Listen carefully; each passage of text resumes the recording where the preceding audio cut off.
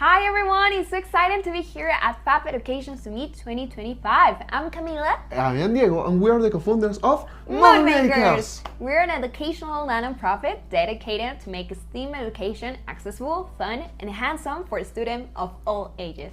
We believe that learning happens best when students are building, tinkering, and creating. We start MoonMakers with a simple goal to inspire kids and educators to see themselves as creators. We design tools, resources, and projects that combine science, technology, engineering, art, and math in a way that are approachable and meaningful.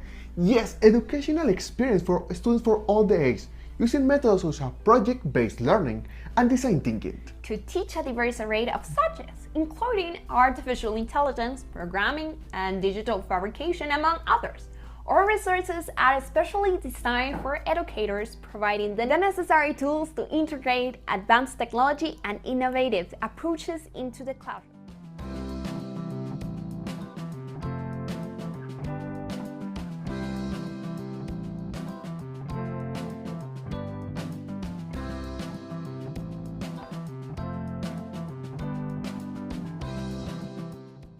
MoonMakers collaborate with schools, government, and organizations worldwide to make STEAM education accessible to everyone. We focus on creating resources that bring project-based learning and design thinking into their classroom, regardless of their resources. And we're proud to say that we have partnered with amazing collaborations like Sesame Street, Arduino Education, Raspberry Pi, FAB Foundation, Microbit Foundation, Science Friday, and diverse foundations in Mexico like Televisión Educativa, Fundación Televisa, Fundación Telefónica, and UNOI.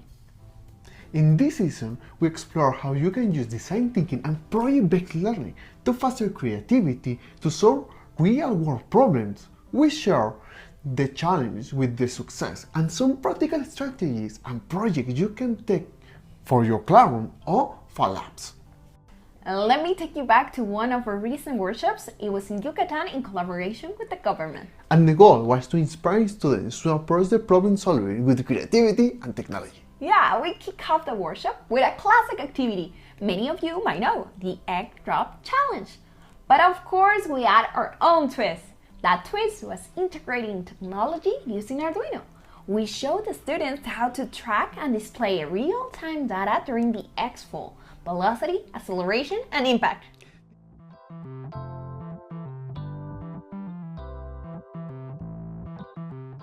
This wasn't just about preventing the egg from breaking. It was about evaluating their design scientifically and use the data to improve them. But there's where it got even more exciting. We tropicalized the challenge to make it more relevant for the students in Yucatan. Instead of eggs, we call them asteroids, connecting the activity to the famous Chicxulub crater, the site of the asteroid impact that caused the extinction of the dinosaurs. Suddenly, it wasn't just a draft experiment, it was about designing solutions to protect Earth from an asteroid impact. This made the activity not just scientifically, but also deeply personal and rooted in their local history. Some students even took the narrative further, designed asteroid-proof shields, or imagined what could be dispersed the asteroid energy. It was incredible to see how typing the project to something meaningful from them unlocked a new level of creativity and engagement.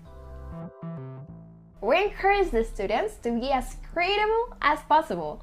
They have access to a variety of materials we provide: cardboard, tape, straws, everything. But we also challenge them to think outside the box. We told them, use what's in front of you or even what is in your backpack. Anything goes. And that's where the magic happened. One of the group decides to use materials like a paper and tape, but also a plastic bag they found in his backpack as a parachute. Another group brought in the umbrella to use as a parachute. One team even experimented with the springs that assembled from the pants. The diversity of ideas was incredible, and not two solutions were alike.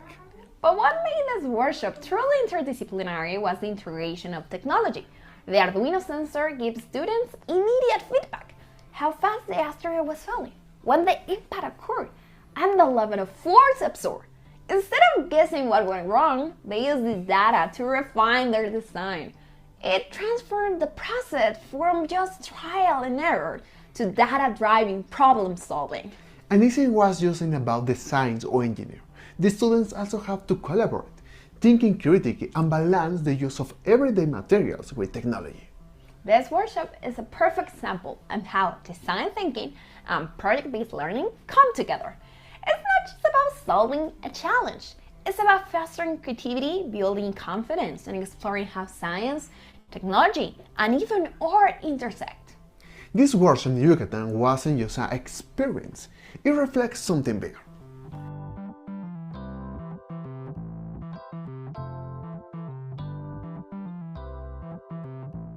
We believe that every project is an opportunity to bring two disciplines, connect technology with creativity, and make learning truly meaningful. And it's not about what's happening, Claro. It's about the impact this experience has on our students' confidence and curiosity. That's why we built MoonMakers. It's more than just a pressure hub. We made it a platform to empower educators and students around the world to innovate and create. Let's take a closer look at how MoonMakers has grown into a global community of makers and learners, and how our projects and partnership have helped redefine what STEAM education can look like in different contexts. When our favorite collaboration was with Science Friday for their AI Week, together we developed a project called Create Again using AI. The students use smart algorithms that react to hand movement in real time. Using tools like Scratch and basic machine learning models, students create interactive games. Their gesture control the actions, touching objects in our screen and game points. This project wasn't just about playing game, it served as an introduction to machine learning, helping students understand how algorithms are trained to recognize patterns and respond to inputs. We took this resources to a school in New York when students used it to create their own interactions between real world and digital one, like pumping balloons or guiding an object through a maze, sparking curiosity and making AI feel tangible and relevant. It was incredible to see how quickly they pick up these concepts while having fun. And what we love most, how we make AI accessible even for students who have no prior experience with programming or technology. Another highlight was our series of videos with Microbit, where we explore how we can use the sensors to solve everyday problems. This project ranges from building a simple staff counter to create a wearable monitor.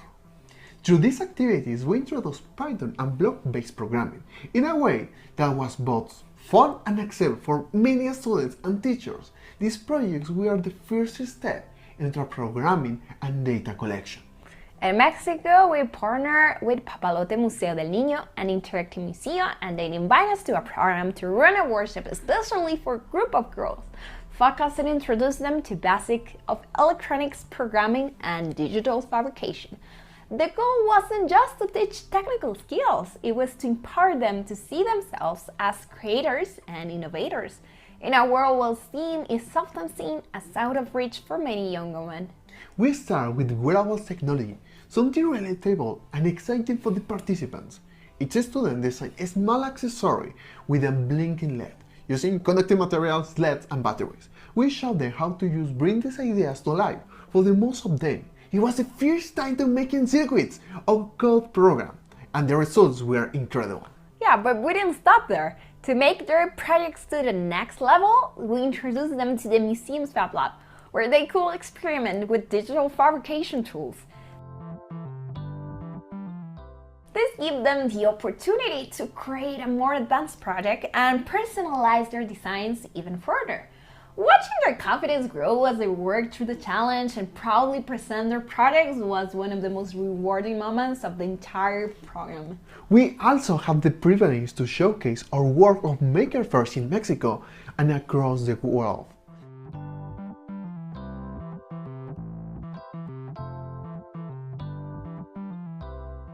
These events have been incredible opportunities to share with learn and connect with other educators and makers, and inspiring students to see themselves and be part of the global community of creators. This kind of workshop highlight the power of project-based learning to make STEAM education meaningful, accessible, and inspiring. Because give the students a sense of ownership over their learning, allowing them to explore, experiment, and make mistakes in a safe and supportive environment.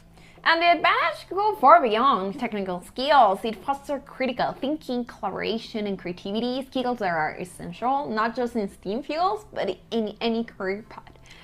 It also teaches the resilience, and the students learn to embrace failures is a part of the process, and empathy as they design solutions as the address of the real world problems. Think about the examples we have shared today: the asteroid drop challenge that brought science and creativity to life, the wearable technology projects, and the introduction of young girls to STEAM, and the AI-powered projects that merge literacy with technology. These aren't just activities, they are experiences that stick with students and shape how they see themselves and their potential.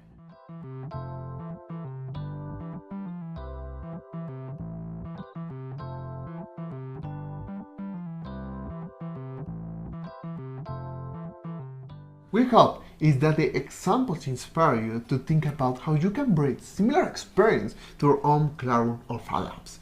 The goal is to create opportunities for you, students, to explore, imagine, and innovate.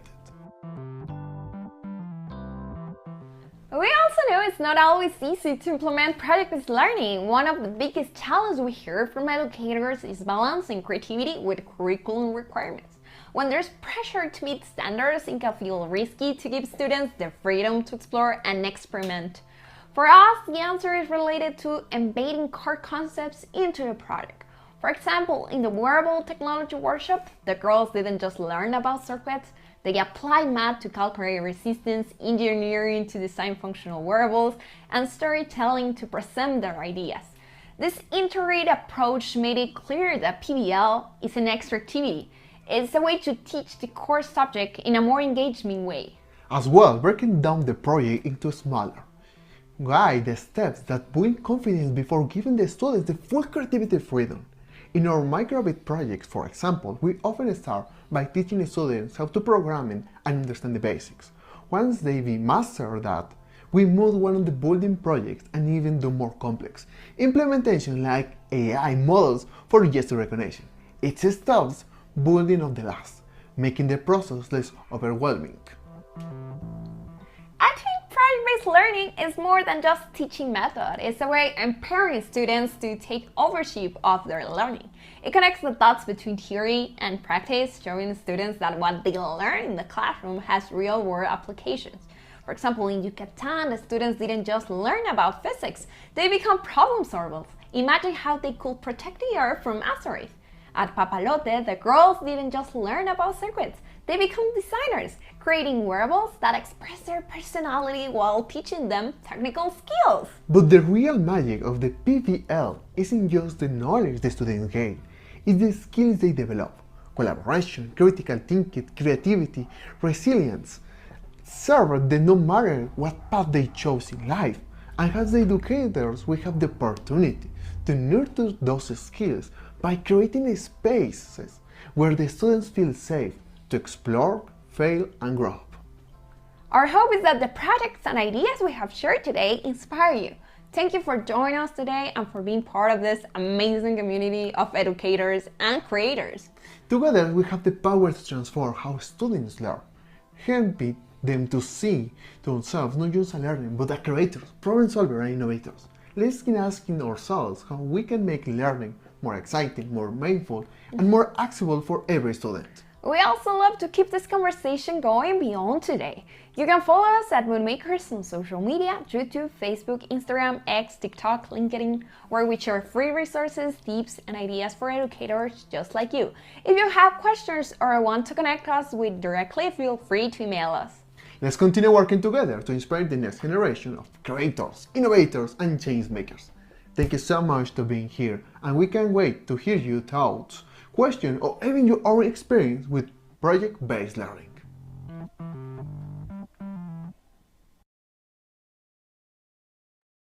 Hello everyone. I'm so happy to see everyone here. There was a lot of different sessions that are really interesting, but I could love to start a little bit of a conversation. If you have any thoughts, if you have tried project-based learning, or if you want to start slowly, like where are you from? Are you a teacher? What's your experience on the educator field?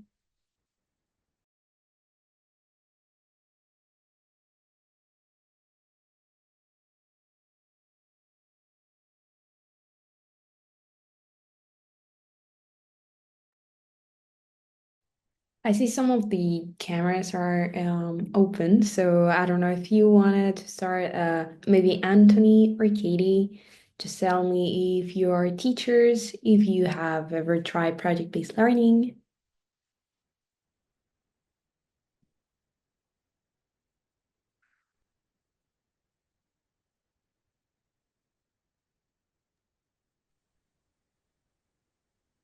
I think it's an interesting subject when it comes to bringing it to class because sometimes the setups are quite different and as well the grades.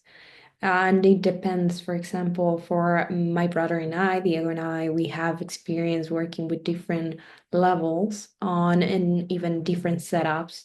Like sometimes a workshop could take the whole weekend to just get involved in some subjects or an actual week. And sometimes the workshops are in during events like Maker First, so we have to change the setup to something in a shorter time and make sure the whole concept is understandable and we still have something at the end of the workshop. So all of that also have us like a big perspective on how to plan the workshop or the activity and how to bring it to more students around the world, right? So I don't know you, what's your favorite part of project-based learning?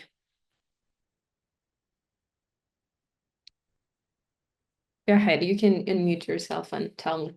I think my favorite part, to be honest, it's the part of the students actually being involved during the process of creating, like they seeing the concept on real time. It's actually one of my favorite things.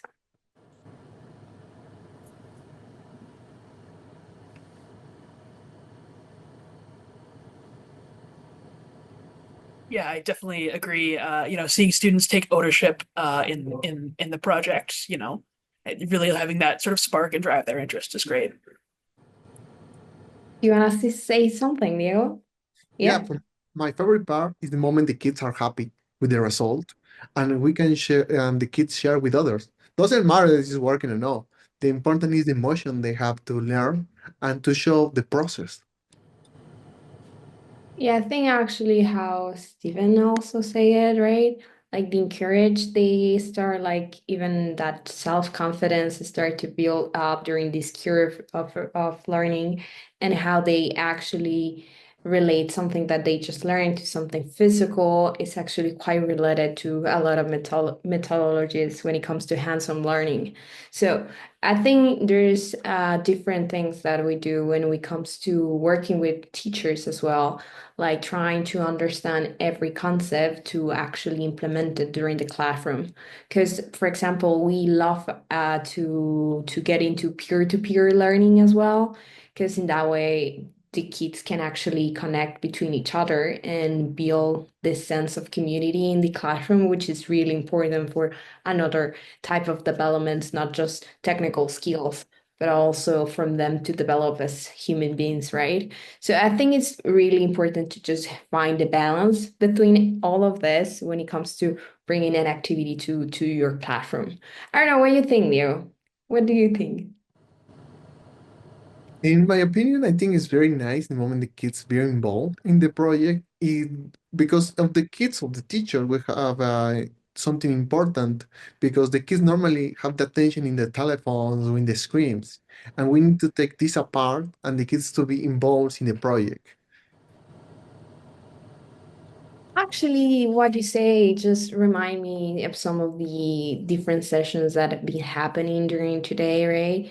Like a lot of these activities or this like perception of teaching and learning as well comes from this example of hands-on activities or like actually being involved during the process, right? So I really love how this event in particular, like the FAP Educator Summit, allow a lot of people who have might have the same interest in teaching or learning in a different way can actually be together and hear other people and amazing people as well. Like I think I feel a little bit like how Lee say before, like I know there's a lot of breakout sessions and I want to be in everything, right? So I hope to see the records later on just to like feel myself with all of this amazing ideas from multiple creators and educators that are out there. So Camila, I have a You, question. yeah, go ahead. Thank you. I've taught mostly kindergartners and Oh, so elementary school kids in coding. And I was I was wondering how does the project-based learn work with the younger kids? Because normally, for instance, especially if they're using an iPad, for instance, to help coding, even if they have a robot that is around the room and they have to build stuff, they get a lot of, they get very distracted and they want to, it's hard for them to work together. So do you do project-based learning to basically, that's my question. Do you do project-based learning with younger kids that are more used to work by themselves than in a group, for instance? that's a great question, Christine. I think that's the thing with the setup. Like each educator have such a different like classroom and students. And as well, I think when you're uh knowing your class, your students, you already know a little bit more of who's going to get more distracted or who's going to talk more during the class, right? So you have to keep lookout to all of that to follow up the class, right? So I think it's a great question. And when it comes to kindergarten, I think it's sometimes complicated when it comes to hands-on and actually teaching them technology or programming, because you have to find that interesting hook for them to keep interest on the class and be able to do it.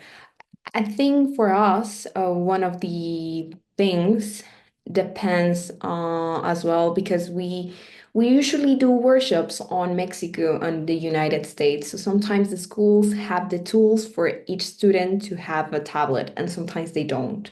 So depending on that, we prepare a different setup with physical blocks, for example. Like we cut some blocks for coding for them to touch them and play around with them and trying to understand the logic of the coding by that. For example, we work with Microbit Educational Foundation, and with them, we do this mini games with Microbit. So the kids can move around the microbit, they can hear noises. So they actually are like, what's this?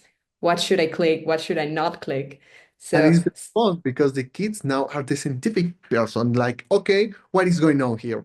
It's like, oh yeah, we travel to other world. We don't know what is that. Explain with your words. Play with that. Launch it. These kind of things for us we like to do with the kids because in this point it's like, oh no, don't move it, don't touch. No. It's like you need to move it. You need to use that, and now the kids feel more freedom to experiment and talk with others.